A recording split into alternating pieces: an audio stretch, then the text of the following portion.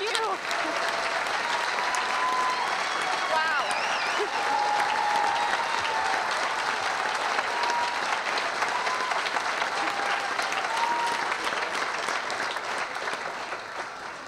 Thank you, Jenny. Thank you, Kyle. We'll start with the shoes. I definitely could, and the hair, and then we'll work our way to the other bigger decisions gradually, but with great focus. Thank you so much.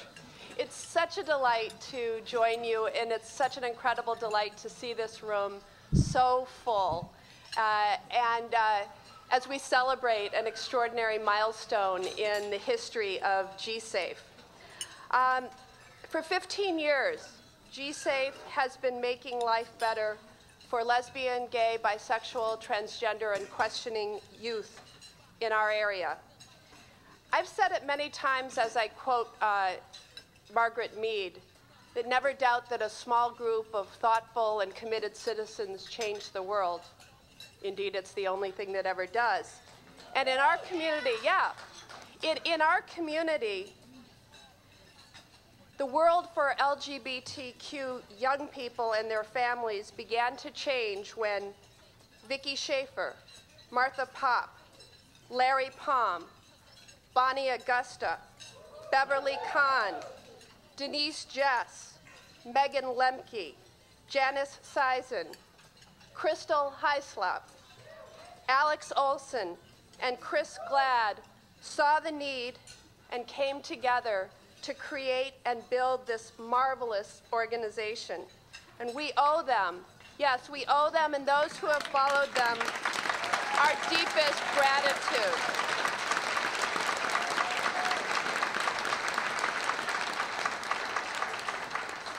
GSAFE has changed so many lives, but I'm particularly struck by the difference GSAFE makes in our rural communities in Wisconsin.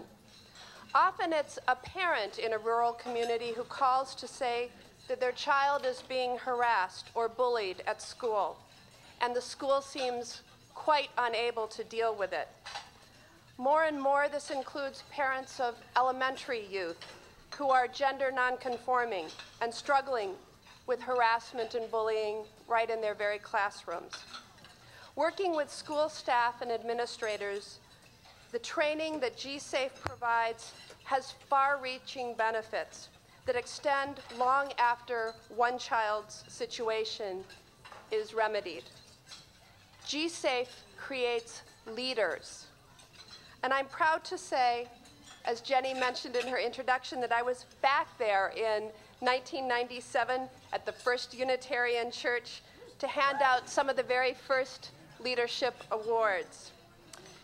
GSAFE has produced and nurtured some of our most effective young leaders, both in and out of the LGBT community. It's the student involvement, the peer-to-peer interactions that give GSAFE its strength and, importantly, its soul. These young people are supported and inspired by the parents, the educators, the GSAFE staff, and all those friends and allies in our community who are teaching our kids respect for one another and responsibility for themselves.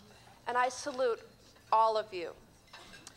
I look forward to the day, as we all do, when we no longer need a GSAFE. But unfortunately, we are not there yet. This week, and if some of you have read the flyer on your tables, this week in West Bend, the school board voted against sanctioning a gay-straight alliance at 2 high schools. Despite strong support within the community, despite having met all of the criteria for school-sponsored clubs, despite the fact that school children are still being bullied and some even driven to suicide because they are gay or perceived to be LGBT, despite the fact that society is slowly but irrevocably moving towards full equality for LGBT Americans, Wisconsin children still cannot all feel safe in their schools and their communities. And that is why we need GSAFE. and why the work you do in schools throughout Wisconsin is so vitally important to the struggle for full equal rights and the pursuit of happiness. So I salute all of you and all of those who were the founding mothers and fathers of GSAFE and who worked day in and day out to sustain it. I congratulate all of tonight's extraordinary honorees, and I thank you so much for inviting me to share in this celebration.